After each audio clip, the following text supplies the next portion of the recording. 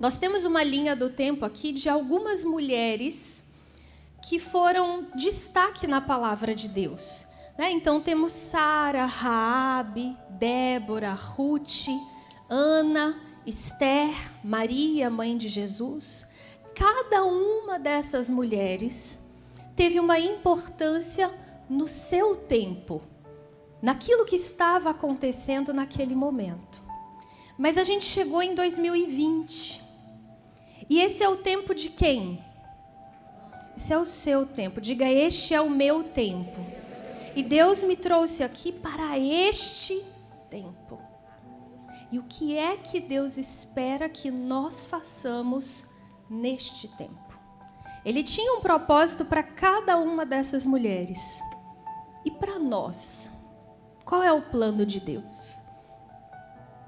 Esse final de semana eu abri uma caixinha de perguntas no Instagram e uma pessoa me perguntou assim: como é que a gente concilia maternidade e ministério? Eu me lembrei de Maria. Qual era o ministério de Maria? Será que ela tinha que ter alguma função no templo? Será que ela tinha que fazer alguma coisa na igreja? Qual era o ministério de Maria? Você não sabe, não? Ser mãe de Jesus. Porque apesar de filho de Deus, ele se fez homem, veio ao mundo como homem. E ele nasceu como um bebê. Bebê se cuida? Não. Ele precisa ser cuidado. Bebê chora, mama, enche as fraldas, chora, mama, enche as fraldas, dorme. É ou não é? O ministério de Maria era cuidar de Jesus.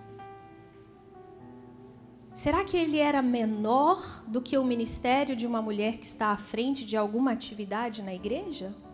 Não.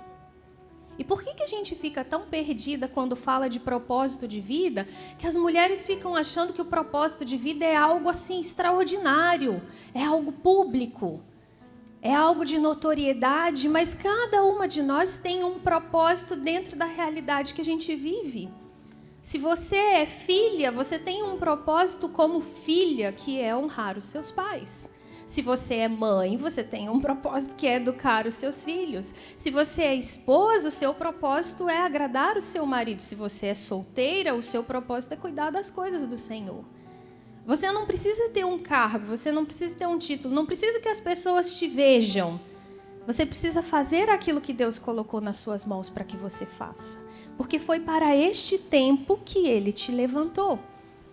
Ou você acha que Deus te tirou lá do lamaçal das trevas e te colocou de pé à toa?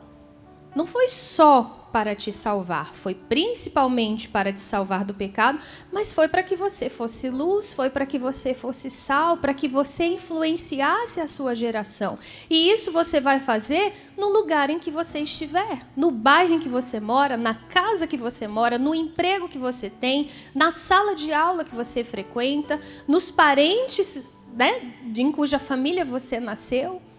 A gente não tem que sair procurando o propósito de vida, o propósito já está ali diante de nós. A gente só precisa enxergar que aquilo é ministério também.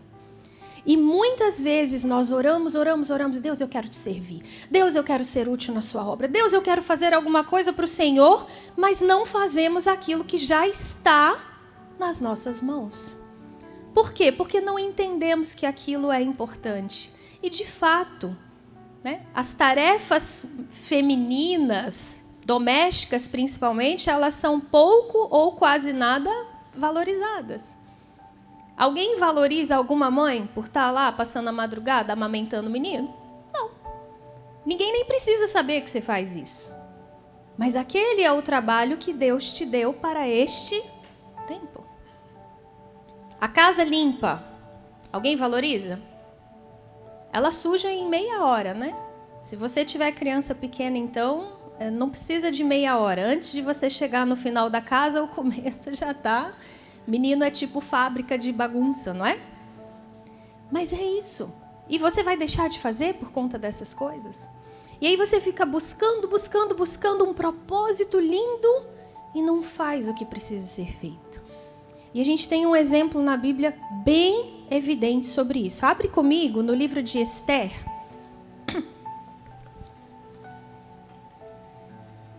Vamos ver o que a gente consegue ver. Eu não tenho como ler a história toda. Se você não a conhece, sugiro que você leia o livro inteiro. Ele é curto. Hoje você pega ele e dá uma passeada. A história se passa no Império Babilônico. Esther é uma das judias que tinha sido levada cativa. Em determinado momento, o rei escolhe pede para recolher as moças mais bonitas, porque ele quer uma outra esposa. Ele depõe a esposa que era dele. No fim das contas, Esther é escolhida como como rainha. Ela tem toda a regalia. Ela passa, antes disso, 1 ano de tratamento de beleza, 6 meses de tratamento disso, 6 meses de tratamento daquilo. Tem lá as servas responsáveis, ocupa o melhor lugar. Tudo para ela vai dando certo. Aí você pensa comigo, a pessoa que chega como escrava num país diferente, de repente é coroada rainha. Ela teve um upgrade muito grande, né? Uau, uma ascensão. E ela está lá vivendo a vida tranquila e pacata, como rainha, quando ela recebe a notícia do primo dela, que era o pai adotivo, de que existia um plano para exterminar todos os judeus em todo o Império Babilônico. E o primo dela manda uma cópia do decreto e diz assim: você precisa fazer alguma coisa. Você precisa agir. E a gente vai se ater aqui à resposta que Esther dá para ele. Capítulo 4. Nós vamos começar no 10. Versículo 10.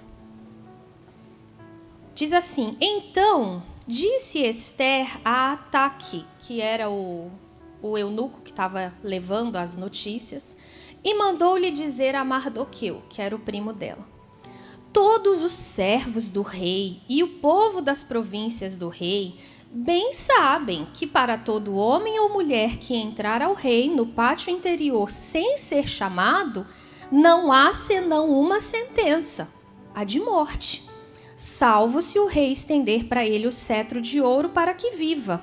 E eu, nestes 30 dias, não sou chamada para entrar ao rei. Então vamos parar por aqui, vamos ficar aqui. Então, o que ela manda dizer? Ela fala assim: rapaz, não tem como eu fazer isso que você está me pedindo, não.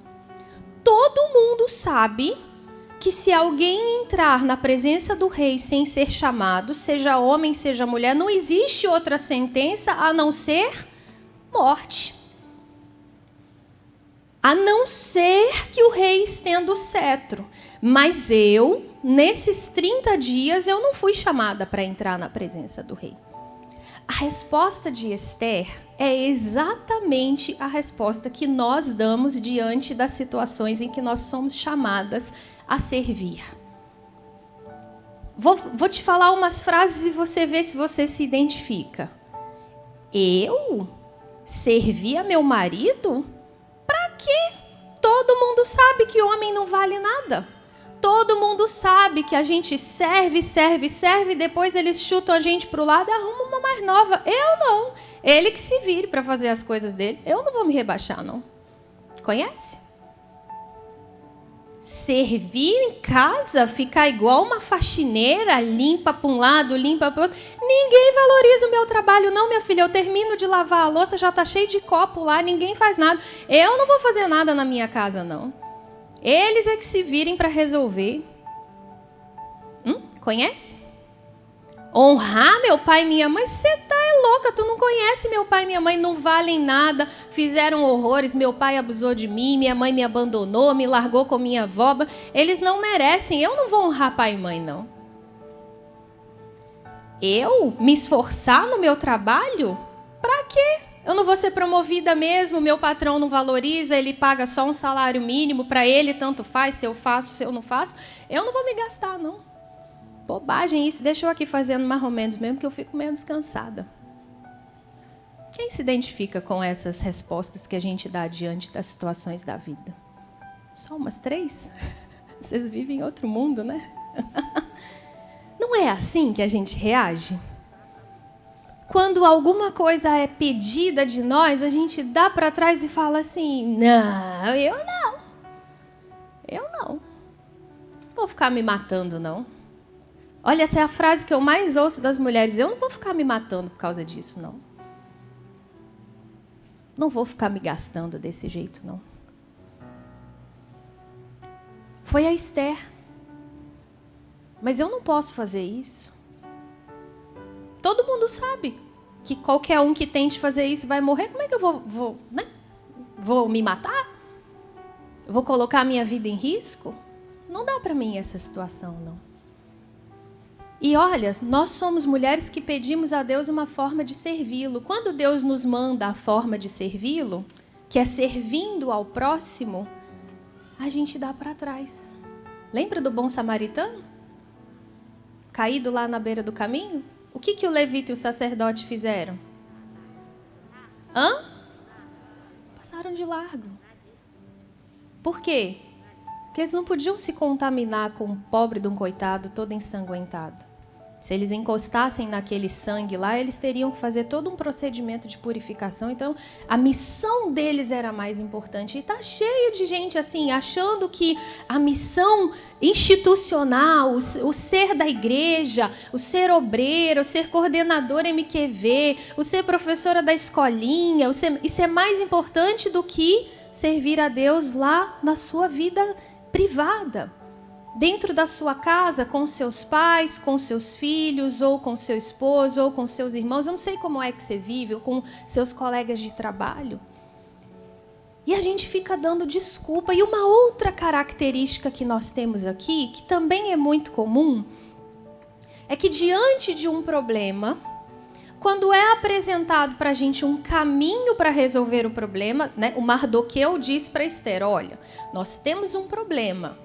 Existe um decreto que está mandando exterminar todos os judeus, mas você vai resolvê-lo, você vai diante do rei e vai resolver. Ela dá para trás. Não, mas não vai dar certo desse jeito. E nós fazemos exatamente a mesma coisa. Você vem para a igreja com um problema, ou você vai se aconselhar com uma obreira, com o pastor, coloca para ele qual é o problema, qual é a dificuldade, recebe uma orientação da palavra de Deus, e aí você fala assim, mas isso não vai dar certo. Mas isso aí não funciona lá na minha casa. Ah, mas você está falando isso porque seu marido é desse jeito. Você não conhece o meu marido é de outro jeito, não vai funcionar. Mas você está falando isso porque com seus filhos dá certo. A gente sempre arruma uma desculpa. E aí se compromete com o problema e não se compromete com a solução do problema. Quem conhece pessoas assim? Eu já fui assim muito tempo. Me queixo, a pessoa vem com orientação. Ah, não, mas isso não funciona, não. Ah, isso eu já tentei. Ah, isso eu já tentou daquela vez e não deu. Tenta de novo em outra época.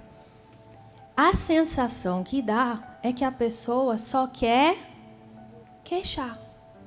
É ou não é? Você tem parente assim, não tem? Às vezes é você mesma que é assim. Só quer queixar. Só quer alugar o ouvido do outro para chorar as pitangas. Mas na hora de fazer o que pode ser feito, não vai funcionar. Veja, Esther tinha uma exceção. Olha, todo mundo que entra morre, a não ser que o rei estenda o cetro. Por que ela não olhou para a possibilidade do rei estender o cetro para ela? Por quê? Porque a visão dela era pessimista, igual a nossa. Ao invés de olhar para o que a palavra de Deus diz, a gente fica apegado nas circunstâncias. Não vai dar, meu marido é desse jeito, meu filho é daquele outro, meu pai é parará. Mas o que a Bíblia diz a respeito disso? Eu preciso olhar para a exceção, porque é ela que vai mudar a minha vida. E parar de olhar para mim mesma. A resposta da Esther, ela está dizendo de si mesma.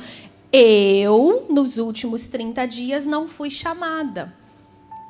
Como que eu vou colocar a minha vida em perigo?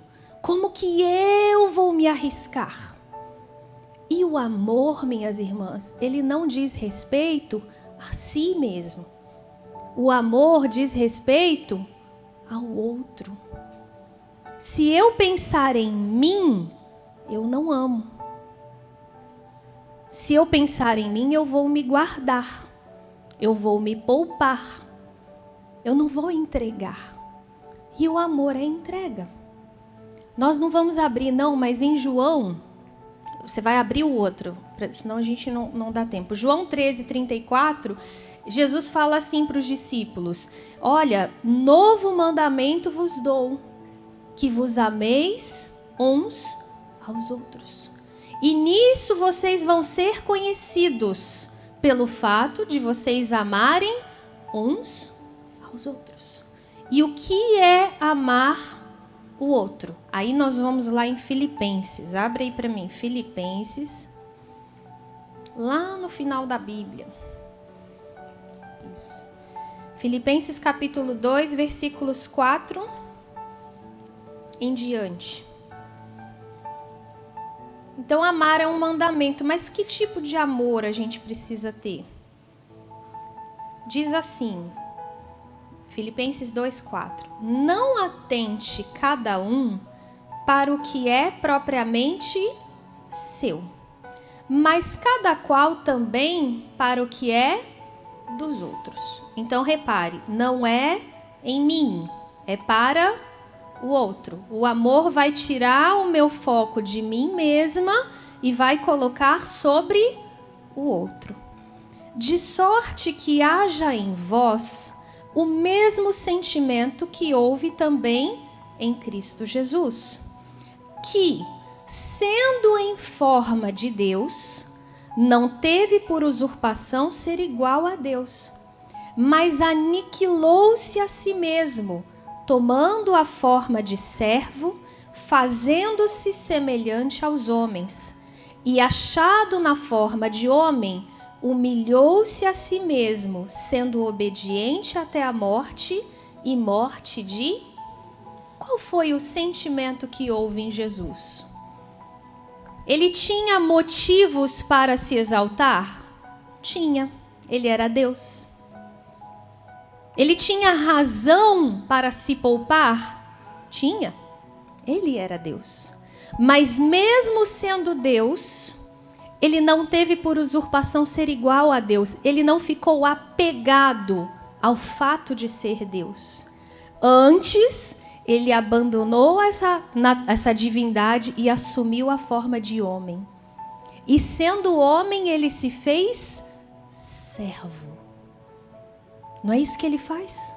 Quando ele lava os pés dos discípulos, ele diz assim: olha, se eu, sendo Senhor e Mestre, vos lavei os pés, é para que vocês façam a mesma coisa pelos outros. Eu estou dando o exemplo. Lembra da música que nós cantamos no começo? O Deus Todo-Poderoso, o Deus Soberano, aquele que tem o nome sobre todo nome, ele veio e se humilhou, e a Bíblia usa uma expressão: aniquilou-se. Ele apagou essa vontade dele e se colocou à disposição de Deus. E foi realmente difícil, porque quando ele ora lá no jardim, ele diz: Pai, se possível, afasta de mim esse cálice, mas que seja feita a tua vontade, não a minha. Isso é amor. É você tirar os olhos de si e colocar os olhos no outro. Por que que ele fez? Porque ele sabia do resultado da ação dele. Porque ele sabia que fazendo isso, ele nos salvaria do pecado para sempre. Ele venceria a morte. Ele religaria o homem com Deus. E o que esse mesmo Jesus diz lá em Marcos? Acho que é Marcos 8. Quem quiser vir após mim, faz o quê? Faz o quê, minha gente? Negue-se a si mesmo. Tome a sua cruz e... Porque todo aquele que quiser salvar a vida, vai acontecer o que com ele? Vai perder. Mas todo aquele que perder a vida por amor de mim, a salvará. Como que a gente está vivendo? Salvando a própria vida? Evitando os desgastes e os trabalhos porque não quer servir, porque não quer se doar em casa, aos pais, ao patrão, tendo uma vida bem mimada assim, não vou fazer, ninguém merece o meu esforço. Ou a gente está perdendo essa vida para ganhar a vida maior, que é a salvação. Não que a gente vá ganhar a salvação pelas nossas obras, repare. A salvação é pela graça, você só precisa crer. Mas para você viver junto com Deus, você precisa viver em obediência à palavra dele. Não adianta levantar a mãozinha na igreja e dizer, eu aceito Jesus como meu Salvador. E pronto. E viver desobedecendo tudo. Ele diz, aquele que me ama, obedece os meus mandamentos. Não, né? Não adianta dizer que ama e não fazer nada do que ele diz. A gente precisa pensar sobre isso. E eu trouxe um exemplozinho. Cadê o cameraman aqui? Eu acho que eu vou precisar de ajuda para filmar. Vem cá, Moisés. O que é isso? É uma vela, não é? Tá. E o que é isso aqui?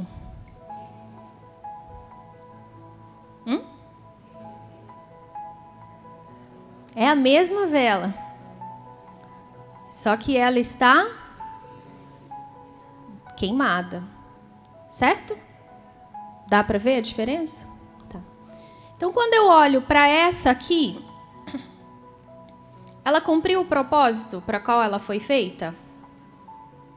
Não. Ela ainda está inteira. Né? E quando eu olho para essa aqui, que tem só um pedacinho de cera, ela cumpriu o propósito para o qual ela foi feita?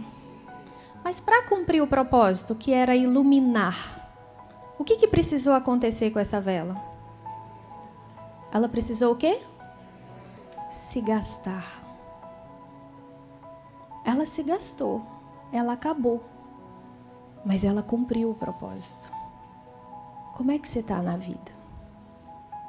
Gasta ou inteira? Você está se poupando? Nós somos uma geração de mulheres jovens que nem filho querem ter, porque filho dá trabalho. Que tem um só e não quer ter o segundo, porque filho dá trabalho. Que não quer casar, porque casar dá trabalho. Que não estende a própria cama, meninas, jovens, porque dá trabalho, de noite eu vou dormir nela mesmo. Para que eu vou estender? Uma geração que se guarda, que se poupa, mas que não ilumina. Porque não serve, porque não ama. Porque amar implica em se gastar. Quem quiser vir após mim, negue-se a si mesmo. É aquela vontade louca de ficar com as pernas levantadas no sofá e o celular na mão, fazendo absolutamente nada. E a pilha de roupa para guardar, olhando para você e você desviando o olhar dela. Não, mexe com isso não. Na hora que precisar, vai lá e pega. É aquele almoço mal feito, porque está chateada com o marido, está chateada com os pais, faz de qualquer jeito. Por quê? Porque dá trabalho ir fazer. Dá trabalho organizar uma casa. Dá trabalho ser a mulher virtuosa de Provérbios 31. Dá trabalho ser aquilo ali. E quando a gente olha para ela e fala assim, misericórdia, eu estou longe demais dessa realidade. Mas o que eu vou fazer? Eu vou ficar igual a Esther, dizendo assim, rapaz, não dá, não posso, não vou conseguir, não é comigo? Ou eu vou me colocar e vou dizer assim, pode acender, Deus, toca fogo nesse pavio aqui, deixa queimar, que eu vou te servir, eu vou fazer aquilo que precisa ser feito.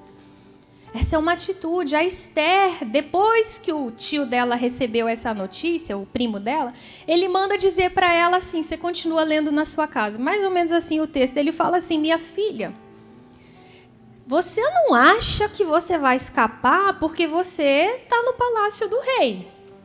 Porque tu vai morrer. E vai morrer você e a história da família do seu pai acaba em ti. Mas de outra parte, Deus vai levantar socorro para os judeus. E quando ela ouve aquilo, ele diz assim: será que você não percebeu que foi para este tempo que você foi colocada como rainha nesse lugar? E aí ela toma uma decisão. Ela diz assim: ok, então convoca todo mundo para orar e eu vou entrar na presença do rei e se morrer, morrerei. É a mudança de chave na vida da Esther. Ela coloca a vida dela em risco e ela diz: tudo bem, eu vou morrer de um jeito ou de outro, mas é melhor eu morrer tentando. É isso, minha amiga. Você vai se gastar de um jeito ou de outro. Ou você se gasta nessa vida, ou você se gasta no inferno. Você vai gastar. Né? Só que aqui eu sou gasta servindo ao outro e iluminando, sendo aquilo que Jesus falou assim: vós sois a luz do mundo. E no inferno o que me faz gastar é o fogo que arde dia e noite, sem parar. Vocês conseguem perceber a diferença? O que você prefere? Se gastar lá ou se gastar aqui? Aqui. Porque diante de Deus você vai ter que apresentar as obras de suas mãos. O que você fez com a vida que Deus te deu? Ai, Deus, fiquei lá no WhatsApp, no Instagram. Ai, Deus, é porque o meu marido era ruim, o senhor sabe, né? O senhor me deu um marido ruim, então eu não fiz nada. Gente, o marido que Deus te deu é o marido que você precisa ter para santificar aquele homem. Para de reclamar do marido. A mulher santa santifica o seu marido e o ganha sem palavras.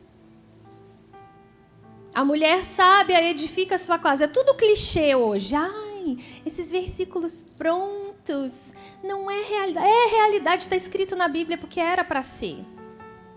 Santifique o seu marido, honre os seus pais, eduque os seus filhos, inculque a palavra no coração deles, seja servo, como diz lá em Efésios, né? Vós servos, obedecei aos vossos senhores como a Deus. Tudo quanto fizerdes, fazei-o de todo o coração como ao Senhor e não aos homens, crendo que recebereis dele a recompensa. Faz a mudança de chave da Esther e comece a viver uma vida de serviço. Sai daqui hoje disposta: eu vou me gastar, eu vou negar a mim mesma, eu vou parar de me mimar, eu vou parar de dar desculpa, eu vou parar de reclamar da minha vida, eu vou fazer aquilo que Deus espera que eu faça. E Deus é com esse tipo de pessoa. Deus é com valente. Deus vai te capacitar, Ele vai te fortalecer. Ivna, e se eu ficar muito cansado, os que confiam no Senhor renovam suas forças. As misericórdias do Senhor se renovam. Você dorme um bagaço e você acorda bem. Porque no dia em que você serve, você dorme. No dia que você fica morcegando o dia inteiro, você vai deitar com uma sensação de inutilidade terrível. E é essa sensação de inutilidade que produz depressão, ansiedade, insônia. Todos esses transtornos da alma, eles estão ligados a isso. A pessoa não tem um sentido, ela não serve para nada. E eu falo aqui com as adolescentes: sirvam para alguma coisa. Façam alguma coisa dentro de casa. Ai, tia, mas eu só tenho 13 anos. E daí? Com 13 anos a minha tataravó estava casada. Vai fazer comida, vai limpar seu quarto, vai limpar a janela da tua casa, vai lavar roupa para tua mãe. Sirva, faça da sua vida alguma coisa que preste. Aí fica lá o dia inteiro, não presta para nada, no WhatsApp, no coisa. Aí realmente tem... Qual é o índice de suicídio maior? Qual a idade com o maior índice de suicídio? Adolescência. Por quê? Porque adolescente não serve para nada. Não é assim? Ai, tia, mas você está sendo dura. Eu estou sendo verdadeira, não serve para nada. O que você faz em sua casa? Nada. Então você serve para nada. Mas você vai continuar não servindo para nada? Cadê as meninas? Vocês vão continuar não servindo para nada, meninas? Não. Vocês vão começar a servir para alguma coisa. Mãe, eu quero aprender a cozinhar. E vai cozinhar. Vai queimar uns arroz na vida para ficar esperta. Tem que fazer alguma coisa que preste. E nós também mulheres já maduras, né? Que estamos lá muito mimadas, vamos fazer algo que preste.